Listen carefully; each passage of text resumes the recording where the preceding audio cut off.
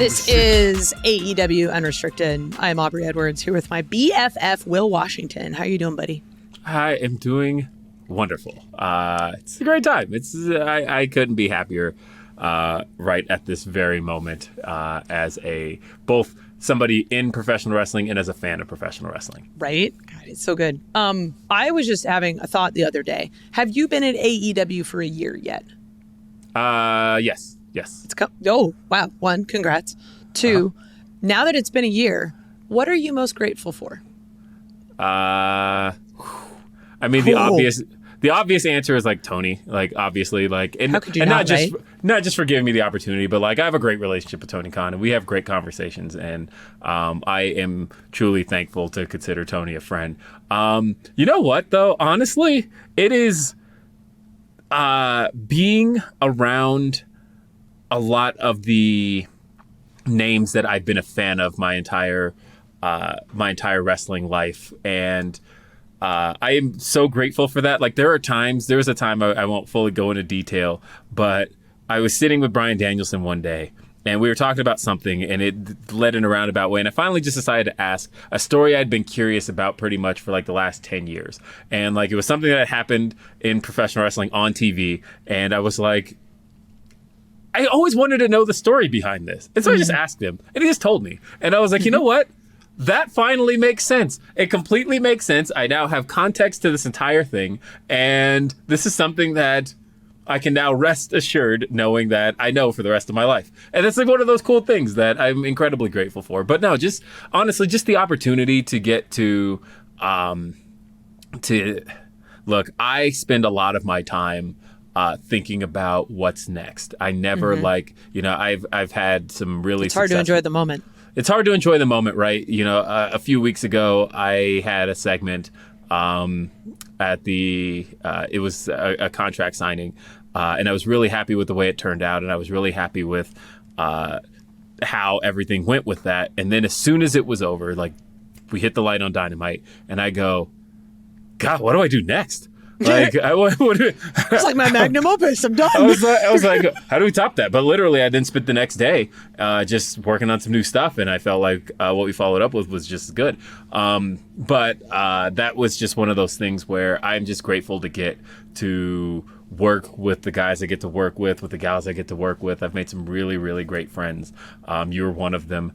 And no, just this has been a great year, and I'm glad you asked. You kind of shocked me with that, but I had to check the calendar, and I'm like, yeah, right at this point, I will have been at a year. I started May 3rd, and when this episode is dropping, yes, I will have been here a year. Damn! Wow, wild. I'm also grateful for you. I'm also grateful for Tony. I mean, like, just as a fun side note, like when both of my cats unfortunately passed away at the end of last year, I had a couple people send me flowers. He sent me flowers for each cat and a handwritten note. Which I don't know how he did that because he's in Florida and I'm in Seattle, and somehow that happened. He's so incredibly thoughtful. He's such a thoughtful guy. But like on top of that, it's like he's creating this awesome environment where all of us get to like just work hard and do our best and be absolutely like to push ourselves. And we get to bring in all of this new talent every now and then that continues to push ourselves even more. Like I didn't know that I could be the person I am until I joined AEW, and now I have all these awesome opportunities to perform at Wembley and in front of all of these crowds all over the world and all of this crazy stuff. Like I used to make video games and now I yell at people for a living, and it's like that's so absolutely incredible to think about it in the grand scheme of things. So we've got so many awesome people at AEW that just make all of our lives better. Yes, we do. Including, who are we talking to today? Aubrey. Yes. We are joined by the one, the only, the aerial assassin, one of the hottest names in AEW, coming off of AEW Dynasty. And my mom's favorite wrestler, by the way. Oh, look at that. Yeah. Coming off of AEW Dynasty, we're talking about one of the figureheads, one of the faces of this dynasty, this new era of AEW. We're talking about the aerial assassin, Will Ospreay. Will, thanks for being with us. How is everyone doing today? Wonderful. Morning these for you are always, guys, isn't it?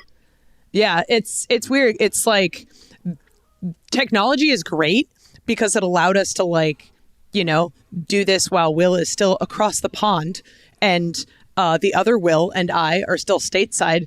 I'm actually super impressed that you've Will Ospreay. I'm gonna have to be using a lot of last names during this, I guess. Oh, I have to say, no, this is the bane of my existence at work, by the way. Like Will Hobbs, Will Ospreay, Will Washington. Yeah, we have this match to talk about, but in the Battle of Wills we did a few weeks ago between Will Ospreay and Will Hobbs, I spent all day sitting in a creative meeting and somebody's talking about Will, and I'm like, well, which one? Are you talking about me? Or are you talking about Ospreay? Or are you talking about Hobbs?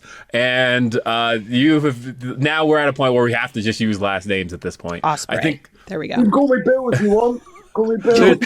Young Billy. Yeah, Billy Goat. Oh, because you got old Bill. We got Big Bill. We do. Yeah, We got Big Bill. We got Billy Gunn. Oh, for fuck's sake, there's so many Bills now.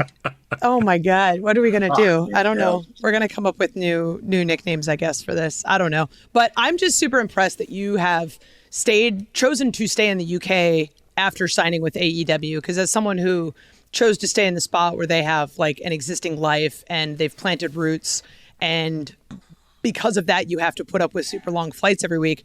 I have an incredible amount of respect for you because at the time that I'm drinking my morning coffee, you are eating dinner at the time that we're recording this podcast. So congrats to you, man. What has life been like adjusting to crazy time changes?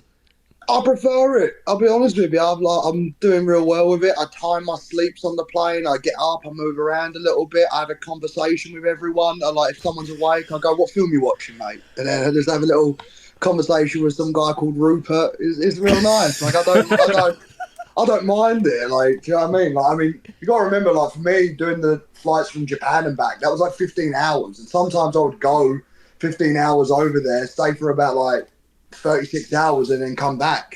So like, mate, I honestly, I don't mind it. It's not the worst thing in the world for me. So for me now, adjusting to it. And then every now and again when there's a pay-per-view, I just might as well stay the week. So I'll go bother Kyle. He owes me for all the years that he used to live with me. So like, just go hang out in Chicago. Make room. Yeah, it's he mentioned that before when we talked to him. So you've basically been kind of rooming with him when you're here, right? Yeah, him and Davis and Showa Umino, who's the New Japan lad, they all stayed around my house when the pandemic kicked in. So I looked after them all. I had no problem doing it. They're all my boys. I love them dearly. So it wasn't like at no point were they like being overbearing or too much or like they were in my space. Like we all loved one another dearly. So it was always good. And there's a bunch of stories that we could never tell. So they're the best times, eh? It's unrestricted, but it's not that unrestricted. It's as unrestricted as you want it to be. I leave all the stories that happen at my ass. There we go. Oh, that's probably a good way to live life, honestly. So I wanted to talk about the start in AEW because you got to come in a very unique way in that you were not unfamiliar to the AEW audience. You basically came in with an AEW resume behind you. You know, you've gotten to wrestle the Elite. You got to wrestle Orange Cassidy. You had wrestled Chris Jericho, Kenny Omega, a who's who of AEW stars before ever getting the All Elite graphic. And so I want to start with that experience. What was that experience like prior to actually signing? And did that help kind of lay the foundation for this being your choice? Oh, yeah, mate. Like, I mean, TV style wrestling is way different to what I was used to in New Japan. Like, I mean, with New Japan, you show up to the venue, stretch out, figure out what you're going to do strategy-wise, and go out there and go wrestle. I guess with the TV style wrestling, you have so many things to take into consideration. And once again, I've always said wrestling is a little bit like a concert, right? So the audience are your main instrument. And for the last, I can't even remember how long it's been, but like the last 3 years in Japan, I didn't have any instruments. Like the crowd were dead silent. So then like when you'd come over and like learn how to adjust from it. Hello again. But like learning how to adjust from it all, like it was always nice, and it gave me an idea of what to expect with American style wrestling and American TV wrestling. So I liked it, and the fact that I got to work guys so high up in the card. Like, I mean, I got to work with an Orange Cassidy, got to work with Jericho, got to work with Kenny. Like, they're the who's who of the Elite, really. So, like, I personally, like, I relish the challenge, and getting to know come here now, I have more of a better understanding of what it actually takes to make it to the top here. It's incredible. there's so many of those matches that before we even got the graphic that are really memorable. But I was so grateful I got to work with you. Say hello. Go on. I love when you're living life and just like dogs pop into the background, partners, Mate, kids. Any minute, I'm telling you, a cat will come up here any minute now. I'm telling you. Oh, Wills is going to pass through the screen at least once or twice. She already has, so that's I've missed it already. I'm so used to it. I've missed it. Anyway, I was super grateful I got the chance to work with you at Wembley against Chris Jericho, which I'm sure for you was an absolutely incredible experience. What was that like going back to Wembley or going to your home country and performing at Wembley in front of 81,035? Is that the number? Well, that's the flipping thing that's on my arm. Like, yeah, that's it. Yeah, right buddy. Number, right? You guys got that right number, right? There we go. Number kept changing, for God's sake. But like, mate, I honestly cannot tell you enough how much that moment meant to me, man. Like, once again, I wasn't employed with AEW. I'm a complete outsider. They just had a partnership with New Japan. I got the call saying that I'd like to be like they'd like me to be part of Wembley, and like, you know me, I was just probably thinking I'll be in a battle royal. That'll be fun. And then turns out I'm wrestling the first world champ, who's like generally like a guy that I grew up idolizing and watching, and like have so much respect for. So to be put in that position and like in a prominent position as well, is like guys like Kenny Omega were in like 6-man tags. Like, do you know what I mean? So like I was in a position as a singles wrestler. And the day before I was wrestling in Rev Pro, where they done one of their, I don't know if it was their largest attendance, but I think it was about like 4,000 people there. So it's not even 5% It's not even 5% of what was in Wembley. So then my mind started playing tricks on me. I was thinking like, none of these people are even going to know who I am. Like I've traveled up and down the UK numerous of times, so many times, but like every single time, like you might wrestle in front of a new person for the first time. And I can't tell you how amazing it was to the moment that elevator started hitting, like the da-da-da-da-da-da, and people like reacted and I could hear them. And you're like, flipping hell, they know the song. And then as you're walking down, like you're hearing like row after row after row as you're walking, they're singing the song. They're going like, oh my God, you know the words? So, and then you're looking up and fireworks are shooting over the top of you. And you're just like, it's not some mad little dream, innit? Like, there's crazy professional wrestlers that have made like way more money or way more famous than I have ever been. And they've never wrestled in Wembley Stadium. Mm-hmm. And there's this, mate, I look like someone who I look like I work in Tesco's or a supermarket. And here I am wearing my Assassin's Creed jacket. I've got my flag draped over, and all of a sudden I'm a professional wrestler, and all of these people know my existence. They know the reputation that precedes me. And I got to live out a dream of saying that I'm one of the best professional wrestlers in the world. And I got to prove it. Like, I didn't have a contract, but like, that's the trust that Tony had in me to go out there, not screw him over in one of the biggest events that AEW has ever done, the biggest event AEW has ever done. Not screw him over, not behave like an arsehole, just go out there and show him what professionalism actually is. And to do what I did and just being a part of that team, it was incredible. I can't find the words. It was like a movie, mate. Man, what a time! I remember again thinking about it from that same perspective of, again, because that was how we felt about the entire product, right? Where it's like, we travel around the country, we travel pretty much every part of the United States, and it's like little by little we see little pockets of who knows what AEW was, but then to travel to that part of the world and all of a sudden see that, oh my God, AEW is being seen by this many people, is enjoyed by this many people. And so I can imagine that same for you, where it's like, I'm not even a part of the company at this time period, but all of these people have all come from all different parts of Europe to come see this show, and they all know who I am. And yeah, that's got to be an incredible feeling. It's honestly incredible. Like the gratitude that I have for anyone that's like, if you bought a ticket to see me, or if you're even like, you didn't even know who I was and you just saw the British flag, you're like, hey, home boy. Like, do you know what I mean? Like, even if you didn't like that, like the gratitude that I have for AEW and all the AEW fan base for coming out and supporting a true alternative, like the first wrestling company to run Wembley Stadium, what, like 30 years?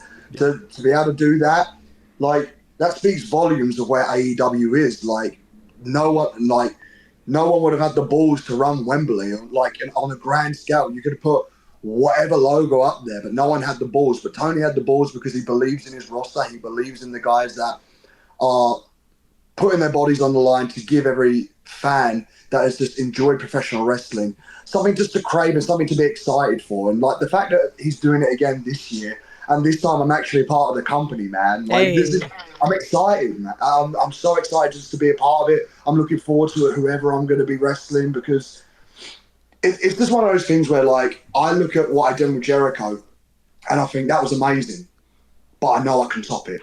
Mm-hmm.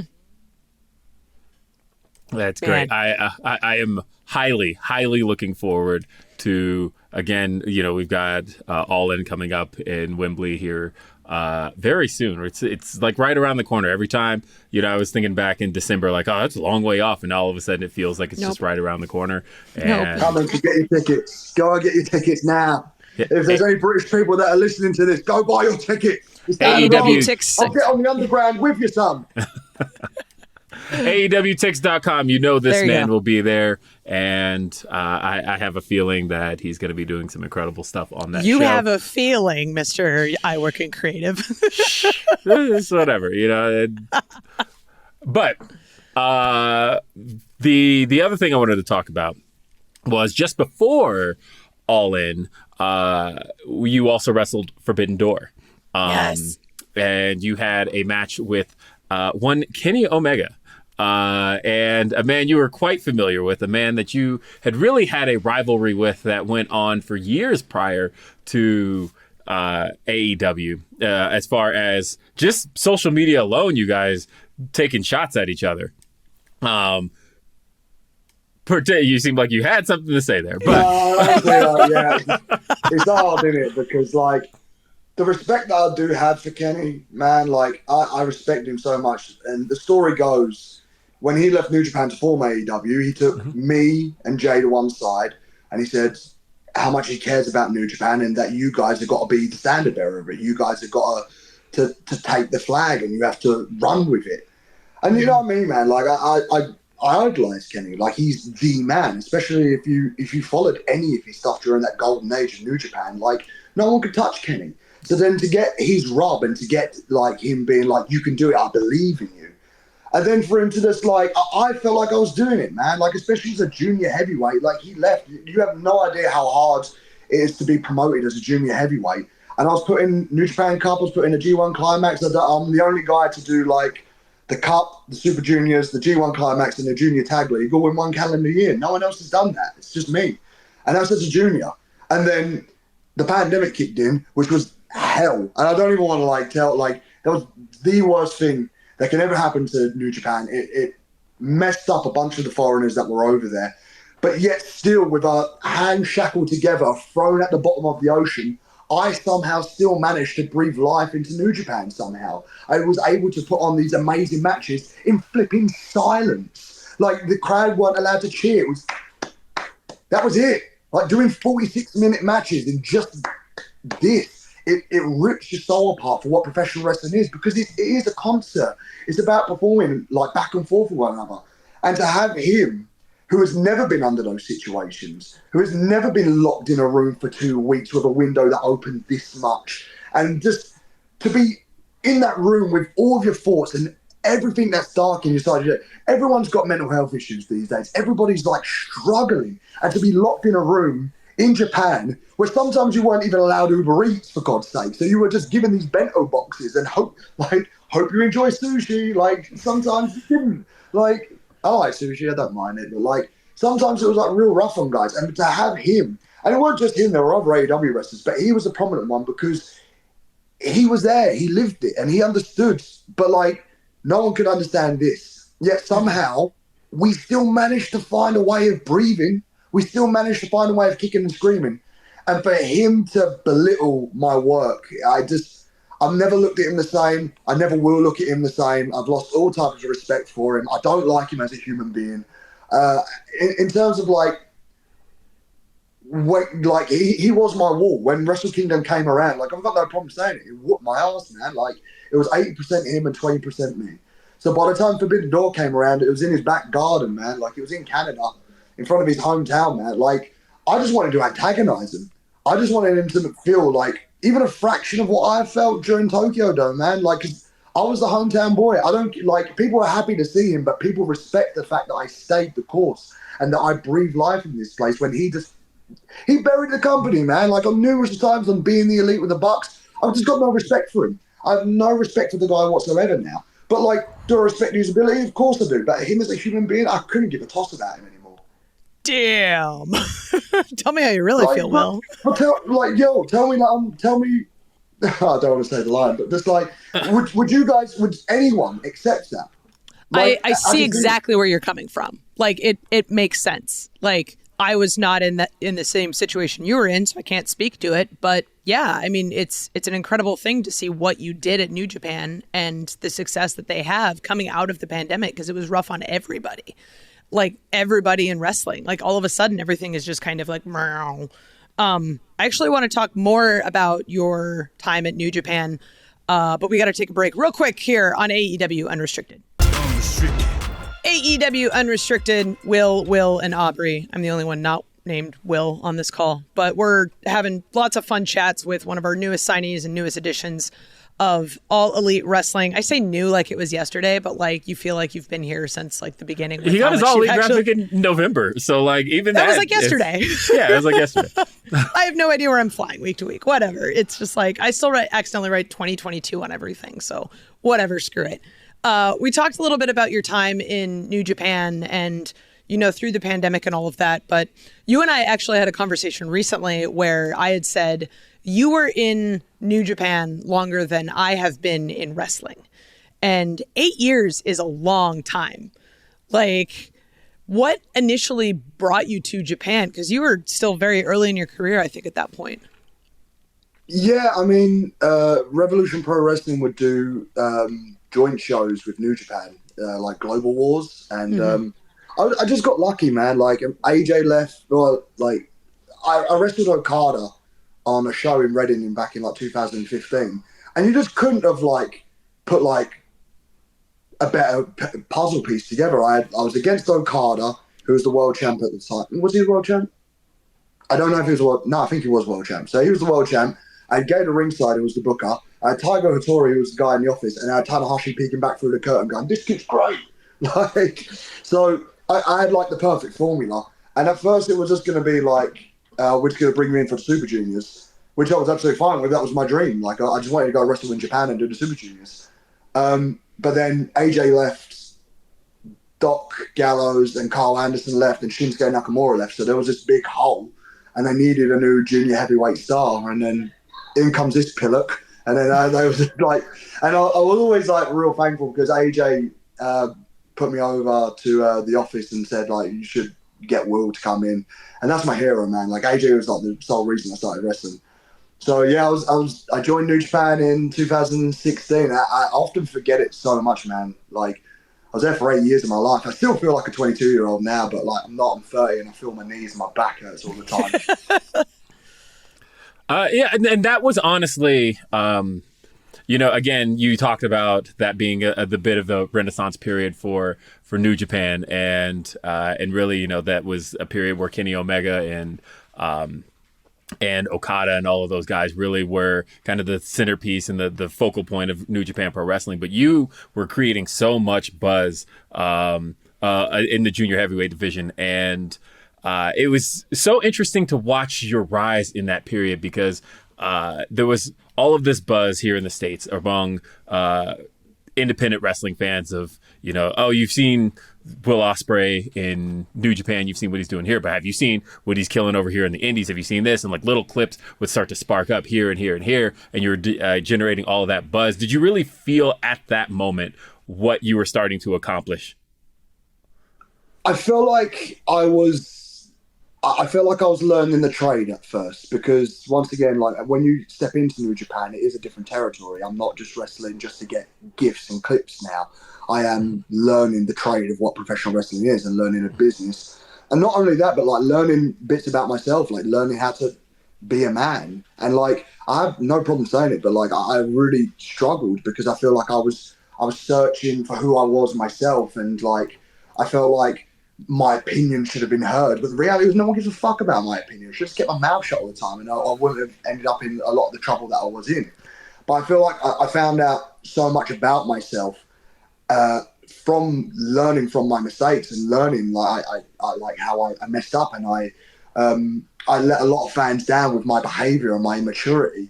That by the time that 2019 started coming in, I learned the trade of what professional wrestling was. And like I wrestled guys like Shibata and Kushida and Hiromu, Okada, Tana. I didn't wrestle Tana at that point, but then it was like Kenny was rumoured on leaving, and they were edging me towards the heavyweight. So they were like seeing that I was almost like dominating the junior heavyweight division, and they were like, okay, like he's got the size, he's tall, like see what you can do against our heavyweight division. And I was swimming in these waters, like to my surprise as well.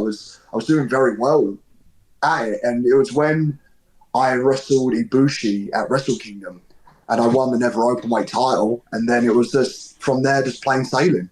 I really found my footing in it, and it was just a nice slow rise. Like 2019 was incredible for me, and I was still a junior heavyweight. That's insane. It's absolutely insane. I think the first time I actually was introduced to you was your match with Ricochet back in 2016. Which was like, at the end of the day, like super controversial because all the old guard and wrestling came through and was like, this is not how you do it. I'm like, I don't know. That looks pretty dope, man. I think Nick Wayne actually said like, oh, it was the match that got me into wrestling. I was like, oh my God. Right? Oh man, doesn't that make you feel old all of a sudden? You're like, ugh. Honestly, yeah. It started to like, a couple of the lads have even said, like, if you look around, you can see, like, the influence that you've had on a few lads. And it's so humbling, man. It's honestly, like, it does take my breath away a little bit because a lot of the time I do generally think, I've just been doing stuff over in England and Japan, like two small islands, in comparison to America. I think if you put England and Japan together, it's still not the size of Texas, for God's sake, do you know what I mean? So the fact that, like, I've done all this within New Japan and the British Indies and just dipping my toes into America, like it blows my mind, and it really just takes my breath away. Like how cool this situation is that I've had influence on like a younger generation, because I still feel like I am in that younger generation. I'm only 30. You are. And again, that's why when we talk about the future of the business, we talk about the future of AEW. You know, in a lot of ways, it very much feels like you're the present, but there's still so much more to go. Here's something I wanted to ask you. So speaking of which, you know, we when everybody talks about Will Ospreay, they talk about Will Ospreay, the in-ring performer, and as they should. I think there's a lot you bring to the table there, and that's there's no question about that.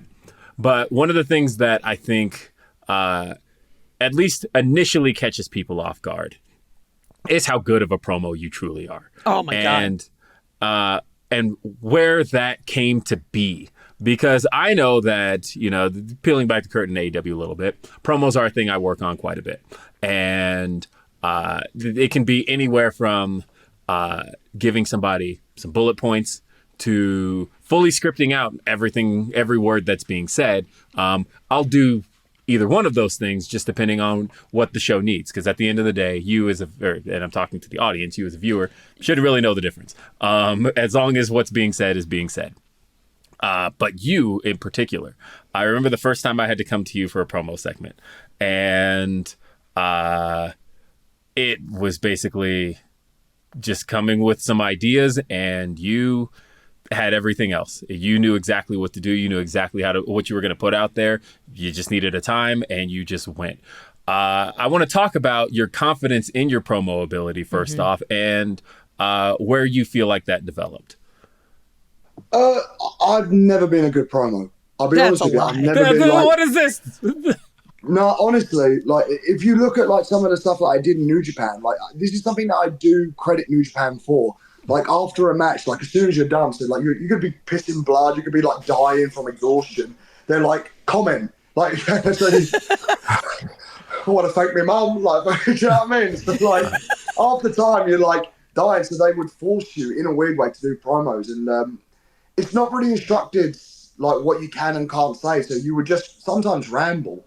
And a lot of the time, I just didn't really know what to say. It's only now, like, I honestly, like, after the pandemic, I went home and I just hang out with my mates that were down the pub that are, like, clearly on some type of drugs going, like, down local English pubs down there. And I just hang out with them. And this is just who I am. I'm just a charming person. I'm everyone's mate. Like, I get along with everyone. I don't know. I'm an happy chap. I like getting everyone involved as well. Like, I know that's one of the things that I need to like focus on the camera, and this is where I have ADHD, and like it's one of those things you can tell because when I'm cutting a pro, I can't make eye contact with people, and I know like I need to work on it, but it's just something I've had for like flipping ages, not realised about it. I only found out I had ADHD when I was in like 2019 in Japan. So like straight away you're going, oh my God, that makes so much sense. Like you're like, I'm so impulsive. I get it now, and like. So they're the things I struggle with, but this is just how I talk. Like, you know what I mean? Like, this is how I talk. This is how I like, if I was in a room full of my mates there and they were like, oh, tell the story of like when you, I don't know, you beat up the guy down the road. And I was like, oh yeah. Like, this is how I talk. I can't help it. But like, I guess there's two things I put it down to. I'm a very charming man. My mum raised me right. My mum raised me to have manners and just look after the people around me. Like I said, I'll happily walk your nan across the road if you need to. But if you want me to beat up the guy over there, I can. I'll do it. But like, and I feel like the other side is, I think generally people are actually happy to see somebody come into AEW and is actually happy to be at work. I'm actually generally excited to be at work. This is great. And I don't think people realise the opportunities we have, and like, once upon a time, this didn't exist. It was just WWE in Japan and Ring of Honor. That was it. Like, and like a TNA. So like, for me, like coming in here, like I was never going to go to WWE. Like, I mean, there was talk about it, but just the position that I'm in right now with my family, I don't want to move.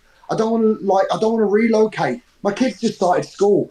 If you generally like dug into like my missus and like her journey within pro wrestling, it's like, it's talked about through our country, but just like it hasn't reached anywhere else. But like my main focus is making sure that she's all right, and that she and my family and her social circle are within reach. Like I can endure the travel. I've been doing it for bloody ages. So like for me now, it's just like I get to come in here and I'm on national TV, and I generally thought I'd never be in this position. I thought I was just going to be the kid in Japan for the rest of my life, and I'm happy with that. I was more than happy to be the kid in Japan, but this opportunity came up and I just couldn't turn it down, because every single time I've come here, I've really enjoyed myself. And it's just one of those days where I was like, what could I do if I was a part of this full time? And it excites me. It excites me for all the guys that I could wrestle. It excites me because the fan base that have like heard rumors about like what I could do. And on the first day that I come here, I knock it out of the park with Takeshita. I run out, I grab the ball and bring it back for him and go, set me up for another one. Like, I'm just happy to be here. I feel like that translates to my promos. It translates to who I am as a person. I don't know, I'm a very happy person. It takes a lot to fuck me off. But I think that's one of the reasons why you are so great at promos, is because so much of your authentic self comes through. Like, I know that every time you're in the ring with a microphone, I'm hearing Will Ospreay. I'm hearing the guy that I ran into at the gym who called me a little chicken pot pie that morning.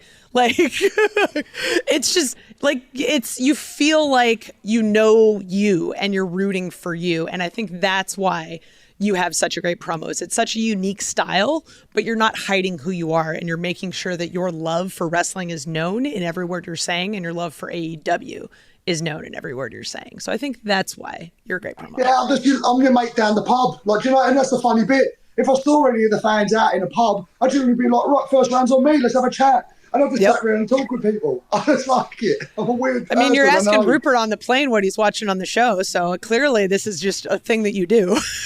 He was watching Batman. Which one? The one with Robert Pattinson in it. I like it. It's good. Oh, the Batman. Yeah. Yeah, it's a great one. I watched it in Japan for the first time. I could tell you some funny stories about that. Oh, man. Oh, I'm so excited. Anyway, we've got more coming up here on AEW Unrestricted. Let's take a break real quick, and then we'll come back and chat more with Will Ospreay. AEW Unrestricted. Aubrey Edwards is there. Will Washington's here. But most importantly, Will Ospreay is here, and we're Yay. talking about all things. We're talking about his journey to AEW, his arrival in AEW, and I want to touch on something that you kind of finished the last segment with, which is Revolution with Takeshita. That you came in and had an incredible match with one of the best performers that AEW has, and one that I think everybody kind of knew. Like literally, as we're putting the card together, everybody's talking about, please don't make me follow Will Ospreay and Takeshita, because they all knew. It was literally that... the question of the day. Every match I had was like, I'm not after Will and Takeshita, right? It's like, nope, you're good. Yeah.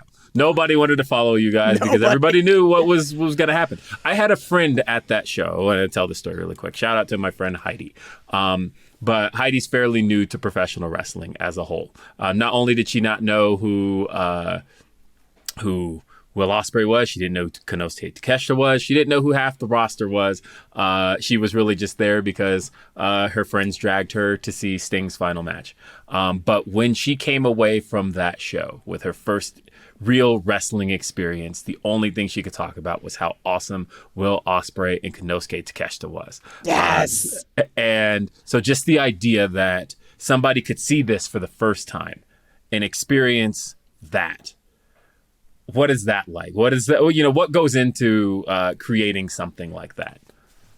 The person that I'm in the ring opposite, listen, I could wrestle a broomstick if you want me to. I don't think it'll be that good. I could do It'd my still be best. match of the year.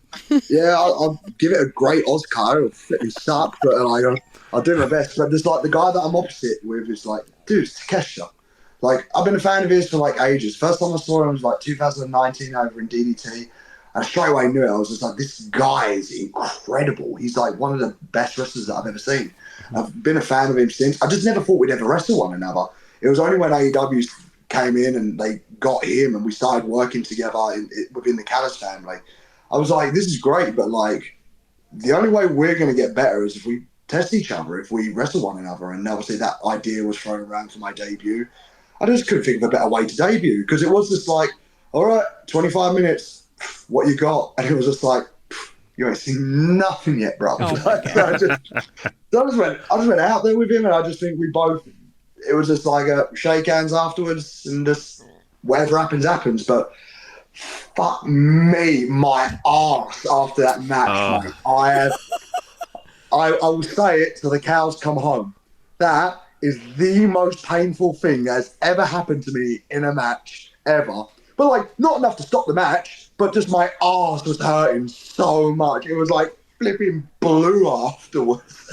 And but for me, having all that reaction, having all that expectation, delivering, even in the pain that I was in, going backstage, having this giant ice pack and this weird drink that looked like piss, and I'm the electrolytes, yep. The electrolytes, yeah. But they're so lovely, actually. And then laying on the flipping table.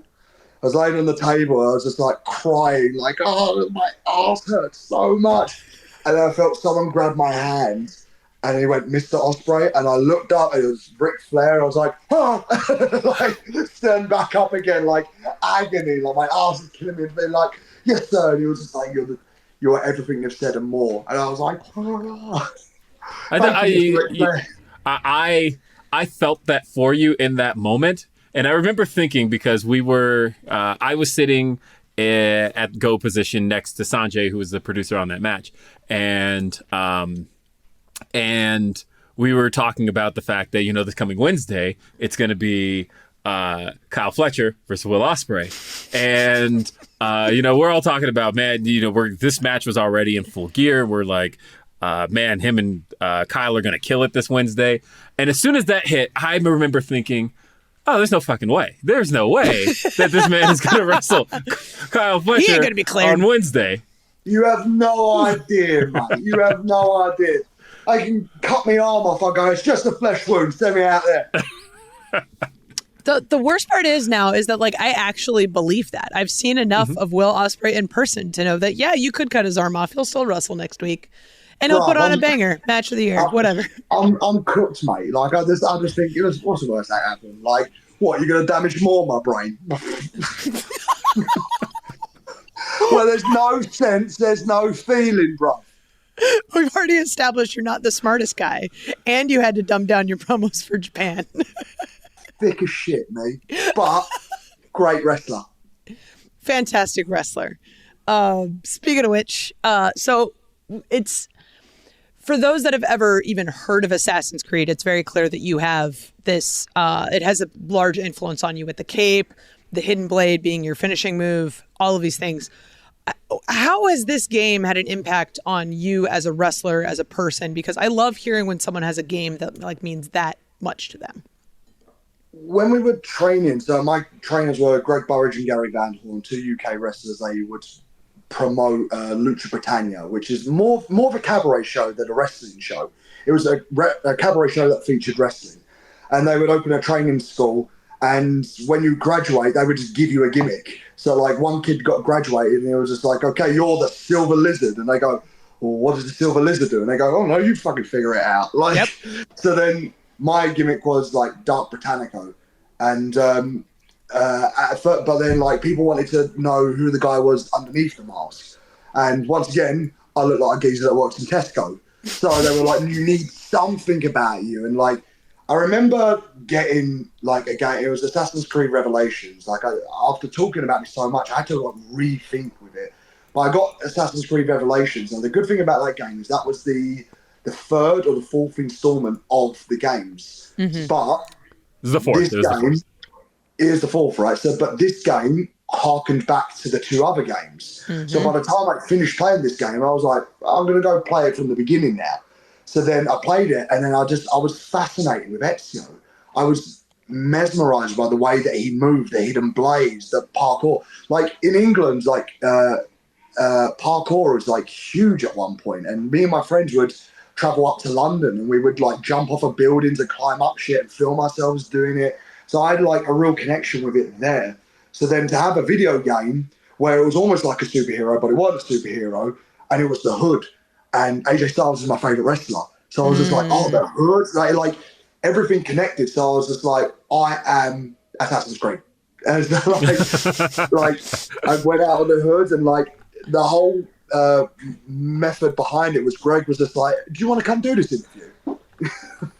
So like the whole method behind it was just like you have 6 seconds to win a crowd over. The moment you walk through a curtain, you've got 6 seconds to really be like a part of it and to really get their attention. So I came in with that Hood, and people understood, oh, he's the Assassin's Creed. Oh, like I get it. Okay, let's go with it. Let's rock and roll. So that's the reason why I wanted to like go down that route. God, I love it. It's so yeah. And by the way, for anybody who's gonna like tweet at me and correct me, I know that Assassin's Creed Revelations is technically not part of the numbered series, but it was the 4th game released, but it's technically not officially numbered. Yeah, I know that. It's 1, 2, Brotherhood, Revelations. Yes. There you go. 3. Yeah, and the Revolutions was the 4th game released, but technically there is Assassin's Creed 4 Black Flag. I know that. But anyway, so yeah, I again, no, that's just talking about that inspiration on you is really cool. I wanted to talk a little bit more about because you really have gotten to talk a lot about AJ Styles and his influence on you and what he's meant to you as a performer. When you wrestled in TNA earlier this year, you really talked about some of your experience with the promotion at that time and growing up watching it and things along those lines. And then you also mentioned AJ Styles. Did you have much of a relationship with AJ Styles as he, you mentioned him putting you over on the way out when he left in 2016 in New Japan? Yeah, I mean, I love telling people this story. The last time I saw AJ before he debuted in the Rumble, we were in a service station eating chicken nuggets together. Like, so that's why I was like, when he debuted, I was like, fucking hell, we were just eating chicken nuggets a little while ago. Like, so having that, and like AJ was on the phone to me when it was trying to, I guess the right word would be sway in making my decision of which company I should be going towards. And it flatters me, man, because AJ is my hero. Like everything I wanted to become, like I still remember it to this day, man, 14 years old. And he grabbed that top rope, he jumped to the top rope and then a shooting star press onto Joe and Daniels, which is crazy because I walk past them all the time in the dressing room now. Right? I'm just like, Like stuff like that blows my mind all the time. Where I'm just like, you guys don't have any idea. Like you guys are in a weird way raised this generation of kids. Like I am like a product of what you guys did. So then having like I had like a relationship of like talking terms. Like, do you know what I mean? Like, I feel like he's always kept an eye on me, and like I feel like even now, like, because I guess that's what the phone call's about. But like he always keeps an eye on me every now and again. But like it was just for me coming here was the right thing to do. Like, do you know what I mean? So like I just knew like coming here, I wanted to make a difference. I wanted to be part of like a change in the culture of what AEW is, and I just want to be like, if I'm working this hard, what's everyone else's excuse? Do you know what I mean? So like, I just like I've got a mad work ethic. I just want to I want to give fans something to be excited about, and just like, and I feel like that's whenever AJ was wrestling, I watched how he worked. I watched how his style would translate through the camera and within the live audience. You could tell the man was grafting. And I think that's what I am, man. I'm a grafter at heart. I used to work in building sites, do you know what I mean? And I just like, I'd do people's windows and bathrooms and shit like that. That was me. I was a grafter back then. I didn't like doing it, but I still did it. But like my main graft is professional wrestling. And that's what translates to me. Like I want to be part of like this generation of grafters, man. It's crazy that like I have that same feeling backstage when you're walking past guys like Samoa Joe and Christopher Daniels, and you're like, these guys were the guys. Like, how does it feel to be the guy that kids are living up to, that kids are going to be joining AEW when you're old and frail and nearing the end of your career, and they're going to say, you're the guy that made me want to get into professional wrestling? I honestly, that would make me so happy. I can't tell you enough, because like getting to tell AJ how much he meant to me as a performer before he left, like that means the world to me. And like if it just could be passed on, man, like if there's anything that I would love people to say, just like at the end of it, I was a lovely wrestler, I was a great wrestler, but just even if it was like he's an idiot, but he's really nice. Like, do you know what I mean? And that's all I care about. Do you know what I mean? Like, as much as I appreciate the fans' respect, that means the world to me, right? But having the boys in the back and the girls just go like, he's nice. That's like something that like guys like Brian, like, do you know what I mean? Just like the work ethic and the longevity and the fact that he doesn't need to do this. No, he doesn't. He doesn't need to do it. He just loves wrestling. And that enthusiasm is just super infectious. It infects me, man. Like it's that work ethic, the enthusiasm for what professional wrestling is. That's what I want to translate to what people see with me. Well, your enthusiasm is infectious, because I'm even more excited to show up to work every week, because I see the work you're putting in. I see the time of your life that you're having. And even though you might be an idiot, you are a wonderful, charming man.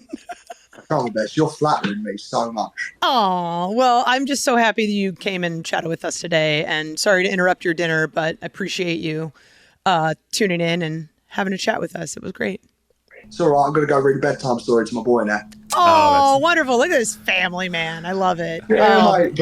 But you laugh, though. I could barely read the words. He corrects me all the time. It's the funny bit where I'm reading it, and he just goes, actually, it says this. And I'm just like, all right, I get it. I can't read. Like, again, charming, but an idiot. Thank you so much for joining us today, Will Ospreay. You can watch Dynamite Wednesdays on TBS. You can watch Rampage on Fridays on TNT and Collision on TNT on Saturdays. I'm Aubrey Edwards along with Will Washington. Listen to this podcast every Thursday. Thank you so much for listening to AEW Unrestricted.